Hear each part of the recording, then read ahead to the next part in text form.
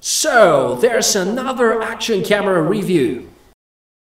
That was stupid, I admit. Yeah. Okay, welcome to the review of the ThiEye V5s. And I'm gonna switch the sound because I'm not gonna torture you anymore with the internal microphone of this camera. Yeah, we can say it up front, it's not good. But the camera is quite interesting. First things first, I would like to thank gearbest.com for providing this sample for a review. Please expect a second video with a deep dive of the camera, while over here we're gonna focus on unboxing, the initial review and the first impressions. Now, I was very much looking forward to this camera due to two main reasons. The first reason are the filters you could apply in front of the lens, and the second reason, it has been a long time since ThiEye have used a rather low-end hardware for a camera, and I'm really curious to find out how actually an Allwinner chipset combined with an Omnivision sensor produced by a company with detail on the quality is actually performing. So let's check it out.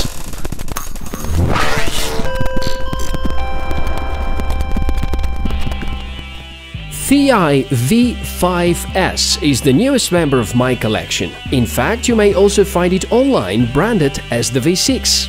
Unlike previous ThiEye models, it is using low-end hardware, but the price remains just below the flagship offerings. Is it worth the money? You can decide for yourself by the end of this video. I've always liked companies that have an eye for the detail, and ThiEye are certainly among them. Remember the fancy packaging of the ThiEye V5s? Well, we go to budget-friendly box materials here, and a great surprise is having a lot of accessories. Unlike the previous V model, we have lens filters included. That's cool. The only thing I'd miss is a basic frame, but for my testing purposes the Firefly 8S frame was a good enough fit. Battery is close to 1200 mAh, giving you good 90 minutes of full HD shooting. There is a nice cover of the mini HDMI and the mini USB port. And because the USB is mini, I thought that despite the lack of advertisement, the camera may still accept an external microphone. And now I confirm this is not the case. The unique about this camera is of course the lens. It uses Omnivision OV4689 sensor, which is a 4 megapixel sensor. I know what you're thinking, and it would be right to say that indeed the 4K advertised recording here is interpolated. To be able to film in proper 4K, you need at least an 8.2 megapixel capable sensor. And in today's world of action cameras, having this kind of miscalculations is considered to be normal, and this is why you watch this kind of reviews, right? The real strength of that camera is shooting in full HD and also in low light performance, something I'm about to show in a separate deep dive video.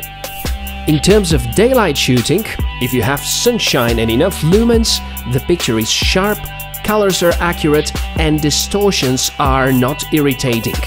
Should we have less light, you will start to notice degradation of the quality of the picture and more noise. From all the Allwinner-based action cameras, this one is the best by far.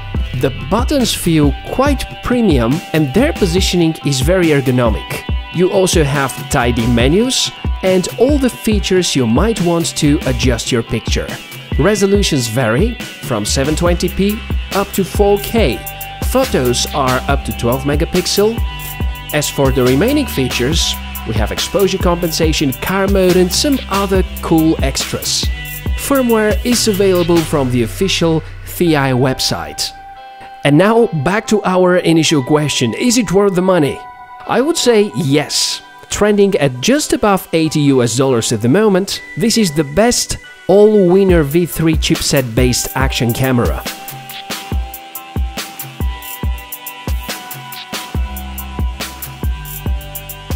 Well, that's as good as it could be with the ThiEye V5s. Well, a bit of cheating here. I have a stabilizer, this is why everything around me is so smooth.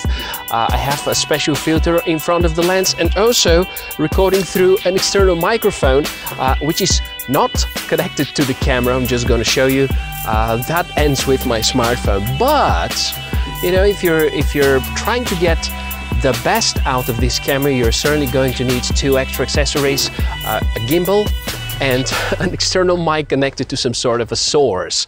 Because otherwise the internal one is not really great for shooting and for just regular activities in daylight conditions. This camera is pretty cool. I was actually surprised to see how good the integration of this Allwinner V3 and the pretty entry-level Sony IMX, no, actually that's an Omnivision, the Omnivision 4968. So perfect integration in this camera, and I hope you like it.